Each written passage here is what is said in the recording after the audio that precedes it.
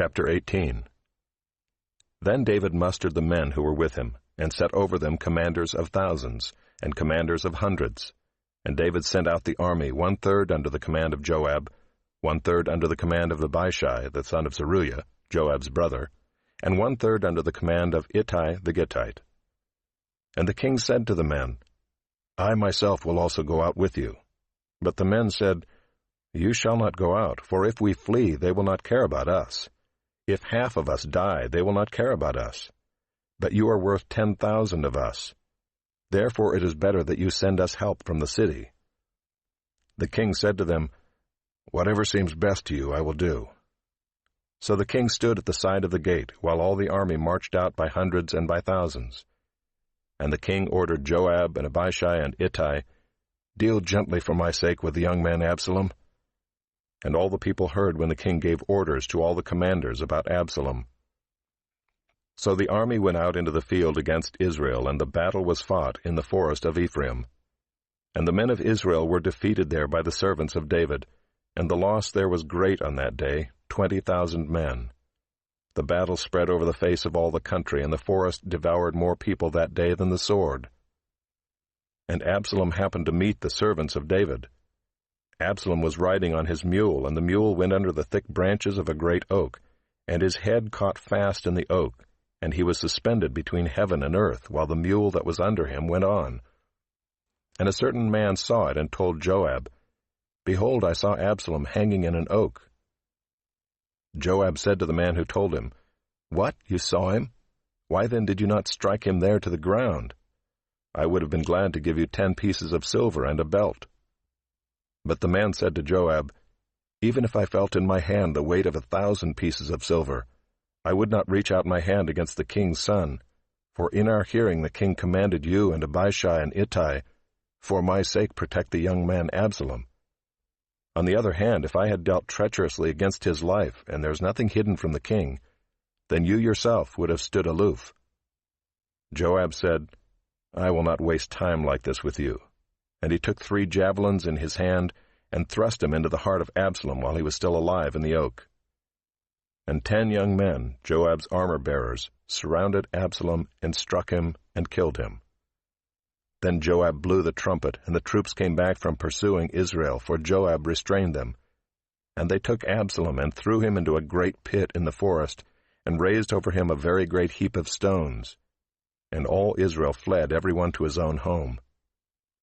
Now Absalom in his lifetime had taken and set up for himself the pillar that is in the king's valley, for he said, I have no son to keep my name in remembrance. He called the pillar after his own name, and it is called Absalom's monument to this day. Then Ahimaaz the son of Zadok said, Let me run and carry news to the king that the Lord has delivered him from the hand of his enemies. And Joab said to him, You are not to carry news today. You may carry news another day, but today you shall carry no news, because the king's son is dead.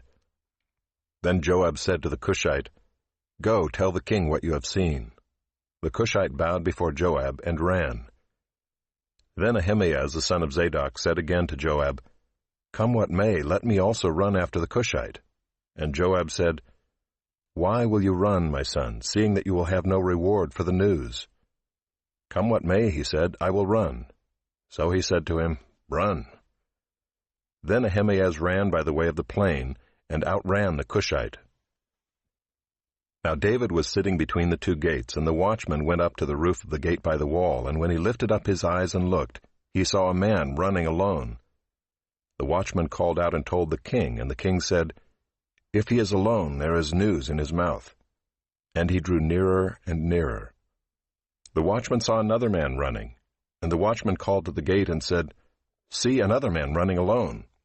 The king said, He also brings news. The watchman said, I think the running of the first is like the running of Ahimaaz the son of Zadok. And the king said, He is a good man and comes with good news. Then Ahimaaz cried out to the king, All is well. And he bowed before the king with his face to the earth and said, Blessed be the Lord your God, who has delivered up the men who raised their hand against my lord the king. And the king said, Is it well with the young man Absalom? Ahimaaz answered, When Joab sent the king's servant, your servant, I saw a great commotion, but I do not know what it was. And the king said, Turn aside and stand here. So he turned aside and stood still.